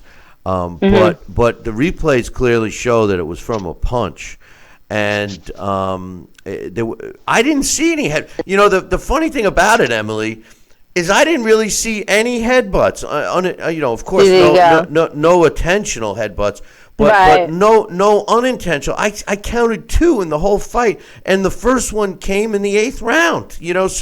Or around the 8th round. So I think that fatigue started making them potentially clash heads. So I was shocked that Harvey, who I think is one of the best young referees in the business, immediately called it from a headbutt. And then the fact that New York stuck by that, even after they're whispering in the ear, hey, listen, the video shows that it was clearly from a punch, Yeah, we never saw that replay, so that's good to know. Yeah, no, it was a punch. It was definitely a punch. Opened it right up, and then New York can't seem to get it right, no matter what they do. Last question for you, Emily, and I know you had a late night last night, but last question.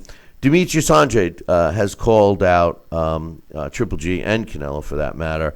Do you see the New England native getting a shot at Triple G, or is Triple G going to focus on Canelo for the, obviously the money? And if he doesn't get the Canelo third fight, do you think he will hang him up, or do you think he would go for a fight against Demetrius? I think the money would have to be right for the Demetrius fight. I mean, I think, we'd like to see the Canelo. Maybe more fans would want to see the Canelo than Triple G does after last night. I would wonder if Triple G would go right to the Canelo fight after what went down last night, or if he'd go for a rematch, or if he'd go for an Andre. I would like to see Andre get an opportunity. He deserves it. People sat there and wondered what the whole situation was with him prior to signing with Matchroom, and was he really going to fight, and did he really want to fight? And so here he is. He wants to fight, and now he can't really get the opportunity to.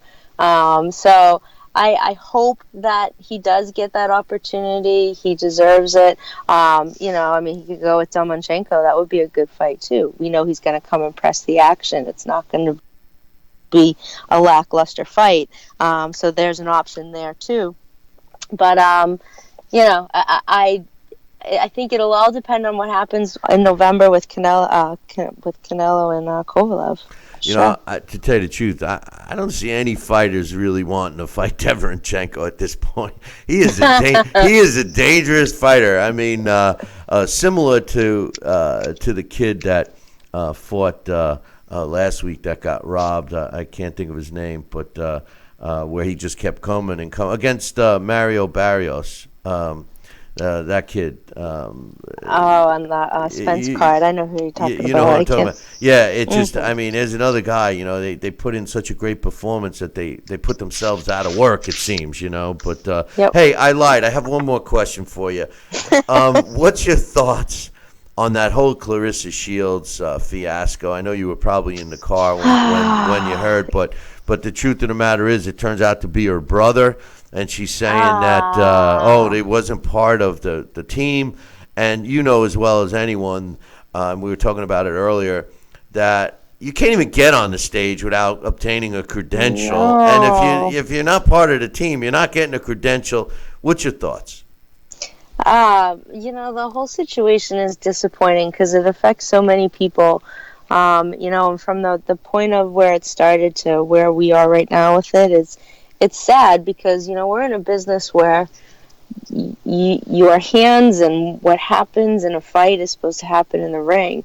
And unfortunately, fighters have to deal with people that come along with them, whether they're friends or their family or what have you. And it falls on the fighter to, make sure that those people that are around them are representing them with the best intentions. And so I guess it's, a reminder for her and for everybody to really look at who is around you, who is on that team, who has your best interests at heart. And even though I'm sure her brother thought, doing what he did was the best interest, it's not. Violence is not an answer to something like that. And unfortunately, she has to deal with it. I'm still going to support Clarissa because I don't, nothing is malicious on her end. But unfortunately, she's in a situation where she's got to deal with this now. Emily, I appreciate your thoughts, and we'll look forward to you next week. Thank you. All right, take it easy. That's the best photographer in boxing, Emily Harney. If you look and see all of the good shots that are up on the internet right now, you'll see Emily's name on them. But unfortunately, I can't agree. The one thing I definitely disagree with Emily just now is that, I agree that I don't think that that Clarissa intended anything. I definitely don't think that she intended. But how the brother could actually think that there was anything positive about sucker punching a guy, especially 71-year-old guy, in the back of the head is beyond me. Well, we're going to give it a try one more time. Hopefully joining me right now is Alex Papali. Are you there? Hi, Billy C. How are you? Oh, hey, Alex. I'm great to have you join us. It was good. Something clearly going on. I'm trying to get the bugs out, and you make an interesting point. You're on the competitors box, so maybe that's what it is. But what's your thoughts on the Triple G Derevyanchenko fight from last night? You had the one thing I did get from the previous times we tried to connect with you is that you actually scored the fight for Derevyanchenko. How'd you see it? I did. I thought Derevyanchenko won. I did have it a little wide, which made me question my decision last night. I wasn't too appalled because I had it 116, 111 for Derevyanchenko last night. However, that's, texting, tweeting, watching TV, wait a minute. Oh, so you were like every other judge that I've been seeing lately, not paying attention to the fight, apparently. Right. Well, paying attention, but not, focus completely. So, I could see, for the scores that they had, they would have had to see three rounds differently than my card. So I watched it again today, and the 11th and 12th were the two that I felt probably I paid the least attention. So I watched those two again, and I did switch those to Triple G. However, that still ends up for me with a 114, 113 card for Derevyanchenko. Well, now he did throw more. He did throw more punches. He did land more punches, and to me, it seemed like he was landing the harder punches. But I ended up scoring at 114, 113 for Triple G. Only talking about 13 more punches. So that's like a little over one more punch per round. So that's not a lot. and several of the rounds that an opponent landed on him. So there's no doubt about it that Triple G showed his age. Personally, for me, I like the guy who's pushing the action. Okay, so for me, Derevyanchenko was the guy who was fighting more like Triple G usually does because he pushed the action every round. Now, in those last couple rounds, I thought that Triple G just landed heavier. And again, like you were talking with Emily about, the difference, big difference from watching it in person and watching it on TV is power. You don't see power the same way even on our amazing TVs today. They're still two-dimensional.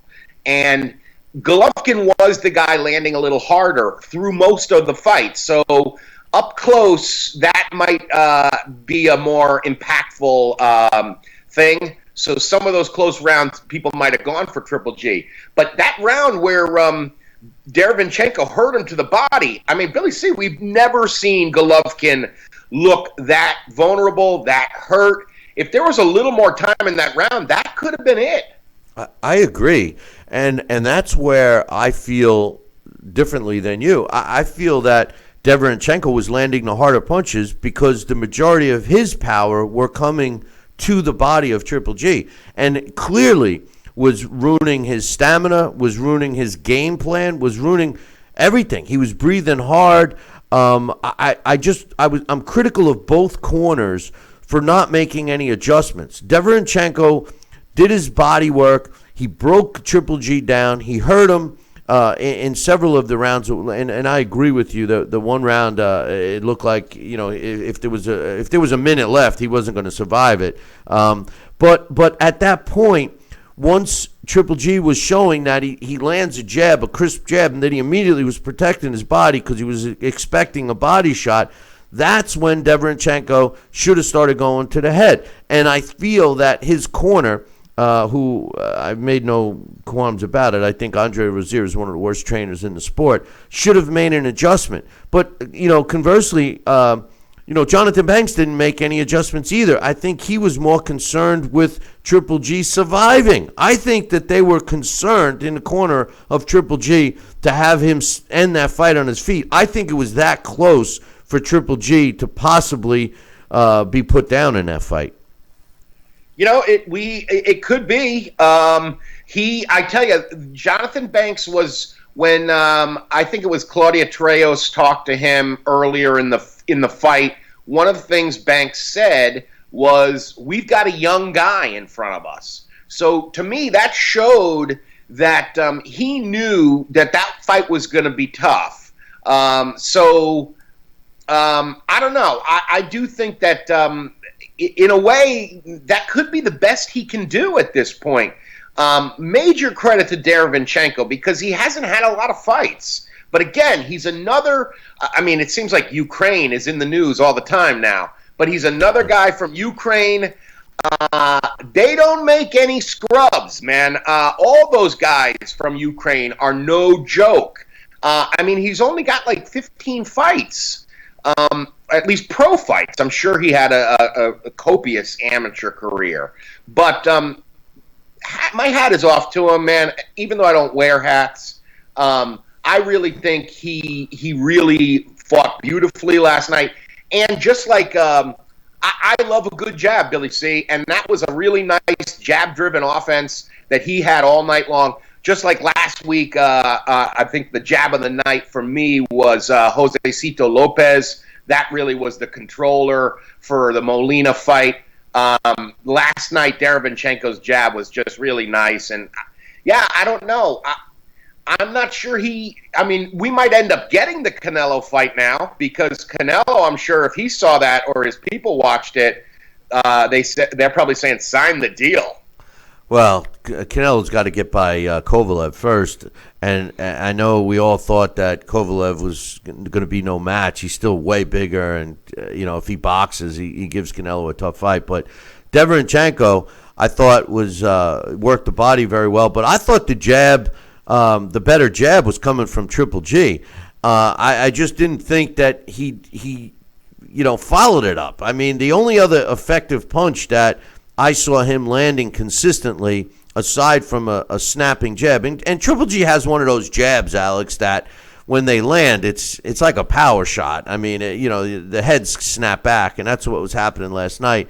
But his uppercut was doing damage to Derevyanchenko.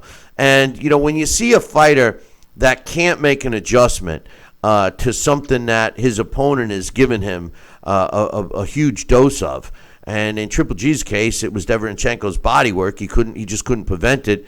And in Derevyanchenko's case, Triple G was landing his jab seemingly at will, and was also landing the uppercut and the behind the head a little bit too. But what was your thoughts on the cut?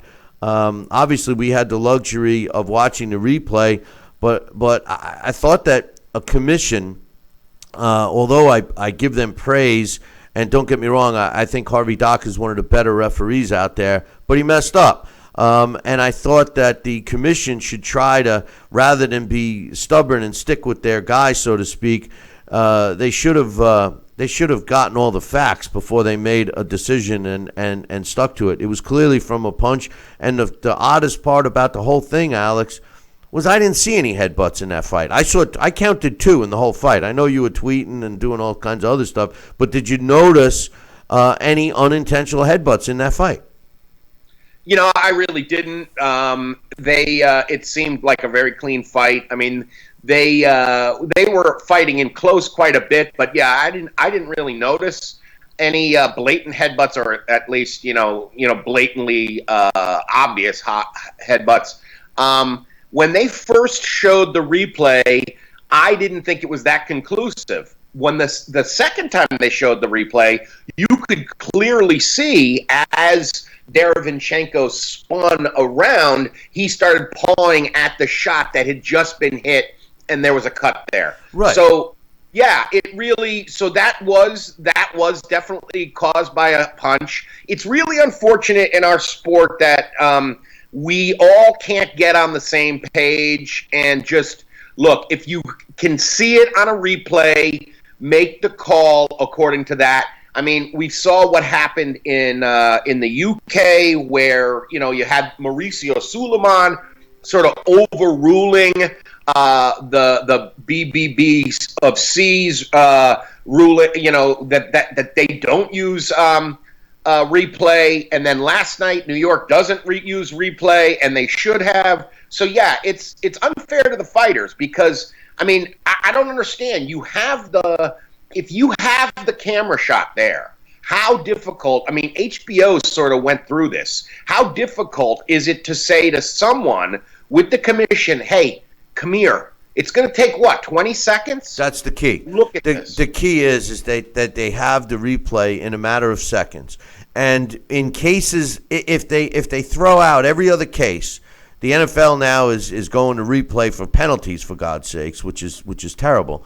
But in boxing, if they just use it for the one instance, was it caused by a punch or a headbutt or an elbow, something else? That could change the complexion of fights and scoring and whether a fight is stopped or what have you.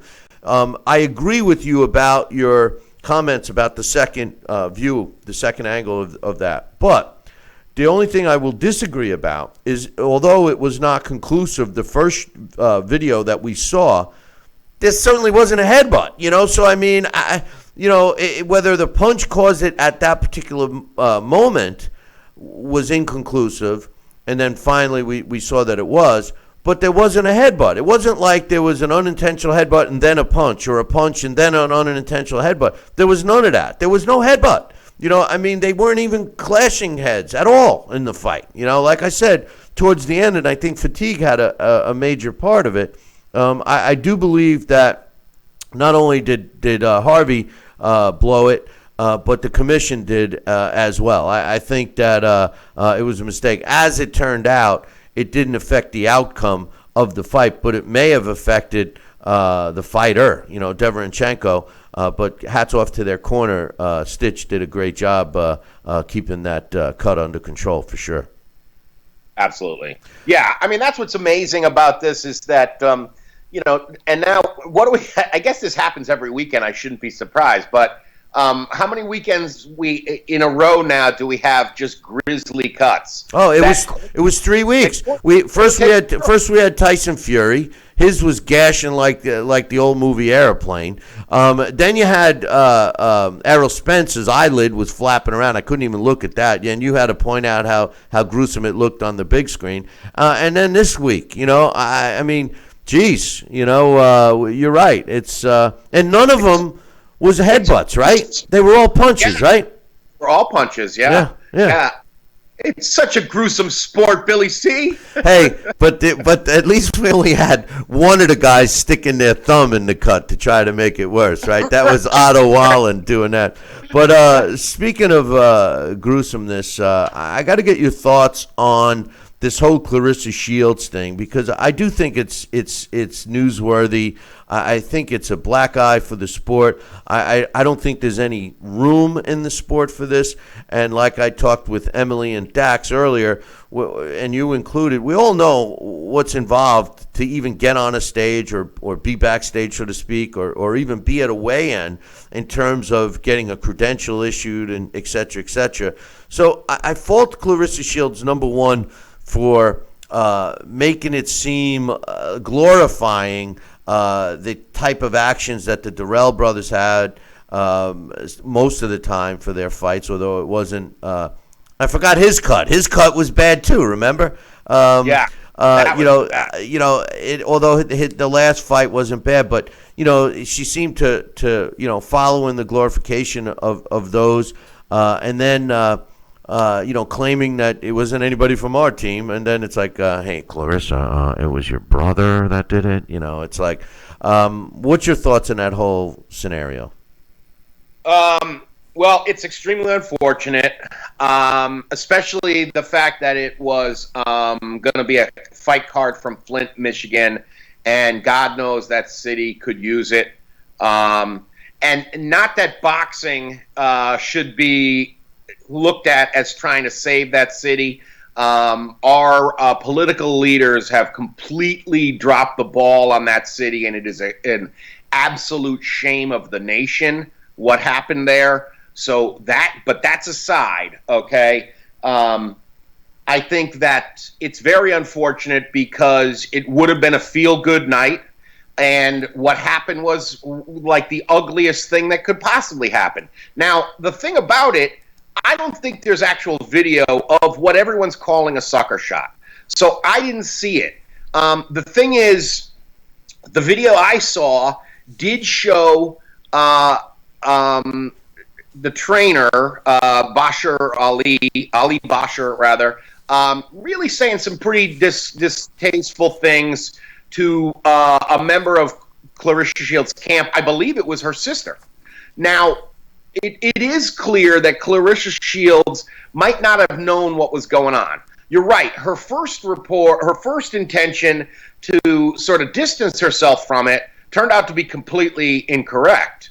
It was her brother, and one outlet I read said it was at the behest of her dad. So that's certainly troubling. I think what was unfortunate was that she didn't speak to Showtime. I think if I was one of her managers, I would recommend her to do that, because what was most needed was some sort of damage control. And I think what you needed for that was her. She had to do it. Now, on Twitter, she was taking a tremendous amount of heat. And her tweets in defense of herself were not that great. But somebody mentioned she had a better post on Instagram. I read her post on Instagram, and definitely she handled it much better there. I think that was sort of unfortunate, because even though all the kids love Instagram today, I think she would have done herself a favor by talking, as much of a jerk as he is, talking to Jim Gray or somebody with Showtime, to at least explain, hey, look, I am so terribly sorry about what happened. This could have been a great night. I'm responsible for everyone in my camp. I'm going to clean house after this. Because if you read her Instagram post, I don't know, to me it does sound like she's very upset. and that it does seem like she, it's a complicated issue because it is a family member. And Billy C., we all know, you're not responsible for your family. So I do feel a little bit sympathetic for her. But yes, it's an incredibly unfortunate situation. She's young. She has not handled these things all that well. And I don't think she handled this all that well either. But I hope Showtime's willing to give her another chance. But they might not. All I could say is that whether he was the trainer that got punched, whether he was, saying disrespectful things to someone or not, and what caused him to do that. This guy's a veteran of the ring, trainer, a Manny Stewart clone. We don't know, but the truth of the matter is he does have the right to question certain aspects of a weigh-in. He's the trainer. He's the chief second. So he does have a right. Whereas there are other people there, specifically Clarissa Shields' sister and her father and her brother, who are not part of the team, so to speak, in terms of training. They may be part of the entourage / team that don't have a right. I do believe that some of the blame has to be put on the commission for allowing so many people there. So it is an unfortunate situation. But I agree with Dax. I think Clarissa Shields had it all going for her. When I met her at the Women's Boxing Hall of Fame, the first time she had a medal, and seeing all the other female fighters just basically putting her on a pedestal, and all the success she had in the Olympics. She had the smile. She was a great story. I mean, she had it all going for her. And she basically chose the wrong people to hang with, really. I mean, that's what it boils down to. And she hasn't corrected it. And she's had several other opportunities to see what was going on. And then it culminating to what took place the other night is terrible. And for the handful of people that are glorifying it, makes it even worse, especially for the sport. So I don't know if she's going to get another chance. I do think and agree with you that she needs to really focus on some damage control for sure. I mean, there's no ifs, ands, and buts about it. But that's the thing. I think some of that also is the world we live in today. You're absolutely right. Because you could go on Twitter and you will see both sides in their fully disgusting glory, because you have people supporting her saying, girl, you got to do whatever you need to do. And then there's other people that are just calling her a thug and all kinds of horrible things. It's unfortunate. I hope that she makes the right move. I mean, I would hate to be at the Clarissa Shields family Sunday dinner today, because if I was her, I would be extremely angry. If the reports are true and her brother and father were involved in this, I would be extremely angry at them and probably making some major career changes in who I have in my corner, because their actions really screwed her up. Now, I don't care. I mean, and this is true for life. Anyone should be able to say any ridiculous thing they want without being punched in the head. That was criminal behavior. Whatever Bashar Ali said does not mean he could be punched. That's another thing that about our world today. A lot of people think if you say the wrong thing, you deserve to be punched right in the head. And I'm sorry, that's still criminal. Even though we like a sport where people punch each other in the head, they're both willing participants. You better just watch what you're saying, Alex. You're lucky I'm not there. But anyway, no, I'm making light of something that is very serious, and I agree with you, Alex. I appreciate it, and we'll look forward to you next week, brother.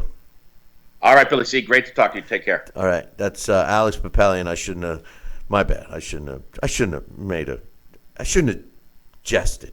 But anyway, quickly, I want to give you guys my thoughts on the fights next week that we will be talking about. the main event and co-main event from Chicago, Dimitry Bivol against Lenin Castillo, and of course Tyrone Spong is fighting Oleksandr Usyk in his heavyweight debut.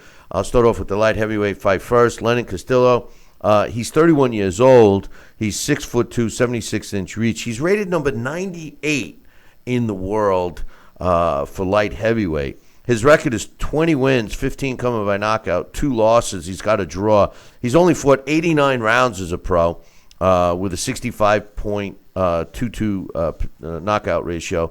His last 4 fights were against decent opposition. In those last 4 fights, he went 3-1.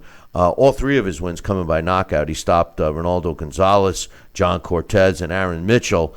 But sprinkled in there was a unanimous 10-round decision loss to Marcus Brown, who was undefeated at that time. So Castillo's been in there. He's 31 years old. Not a bad opponent if you were talking about him fighting anyone other than Dimitry Bivol. Dimitry Bivol is the WBA World Light Heavyweight Champion. He's 28 years old, 3 years younger than Castillo. He's ranked number 3 in the world at light heavyweight. Number 3. You know, how does a number 3 ranked guy via the computer rankings fight a number 98 ranked guy? Well, only the WBA can tell you that, because apparently the WBA magically put Castillo within their rankings high enough where they could justify a title defense by Dimitry Bivol. He's 6 foot tall even, so he's given up 2 inches there. He's undefeated at 16-0 with 11 knockouts. He's got in less fights, he's got more rounds, 112 rounds, and his knockout ratio is slightly higher at 68.75. But when you look at his last 4 opponents, they're really, you got to consider them the best, or at least the top light heavyweights in the division. Sullivan Barrera, he beat him via a 12th round knockout. Isaac Chilimba, one of the toughest light heavyweights out there, won a 12-round decision against him. Jean Pascal, who's clearly in comeback mode, won a 12-round decision over him. And in his last fight, former world champ Joe Smith Jr. Won a 12-round decision against him. How do I see this fight going? I don't see it being very competitive. I see Bivol winning the fight and stopping Castillo. Oleksandr Usyk, a former unified cruiserweight champion and World Boxing Super Series cruiserweight winner, is officially moving to heavyweight. His first fighter, Tyrone Spong. Tyrone Spong is 34 years old. He's 6'2", 74.5-inch reach. He's got a record of 14-0, 13 of his fights coming by knockout. He's got 32 rounds under his belt. He's doesn't really have any significant wins, in my opinion, of his 14 wins. I'll give you 3. I'll give him his top 3 W's, really. 2018, in February, he fought and stopped Carlos Nascimento. He also knocked out Santiago Salgado, who was a decent fighter, knocked him out in 1 round. And in his last fight, he fought Jason Minda, knocking him out in the 2nd. The heaviest he's ever been, which I think this is critical statistic, is 231.5 pounds. The lightest he's ever been is 218.25 pounds. His average weight is around 227. Now he steps in with Usyk, who's actually 2 years younger at 32. Like I said, he was a former unified world cruiserweight champion. He's ranked number 1 in the world at cruiserweight. Thank God they haven't already ranked him at heavyweight, because he hasn't even fought at heavyweight, although that may not be true, because he has fought at 200 pounds or more at 4 times throughout his career. And 200 pounds or more is considered heavyweight. His first and second fights, 200 pounds, 0.5, 206 pounds in his second fight, and in his 4th fight he weighed 200 pounds and a half. And you got to go all the way back to 2015 for his last fight that he weighed over the 199-pound limit, and he weighed 200 pounds even against Pedro Rodriguez. He is 16-0 with 12 wins coming by knockout, 125 rounds as a pro with a 75% knockout ratio. The heaviest he's ever been was 206.5 pounds. That was in his pro debut. This fight's taking place in Chicago, and this will only be the third time he's ever fought in the United States out of his 16 fights. He fought Michael Hunter in Maryland, and he also fought Thabizu Michunu in California in back-to-back fights in December of 2016 and April of 2017, respectively. How do I see this fight going? Well, I see Usyk winning this fight. And like Dax stated earlier, being catapulted in the heavyweight division. So I'm looking forward to it. I personally wish that he would have stayed in the cruiserweight division, only because I think that the cruiserweight division doesn't get the recognition it should. But nonetheless, we'll be talking about that next week. So hopefully all you guys will tune in next time. Same bat time on whatever bat channel you may be listening or watching. Until then, I'll leave you with this. Oh, before that, I want to thank Sal Rocky Senacola. I want to thank Dax Khan, Emily Harney, and my man Alex Papali, all for their 2 cents. And I also want to thank my man Joel for his super chat, because super chats make this show go round. Hey, listen, make sure you tune in next time. Until then, I'll leave you with this. Ciao, baby.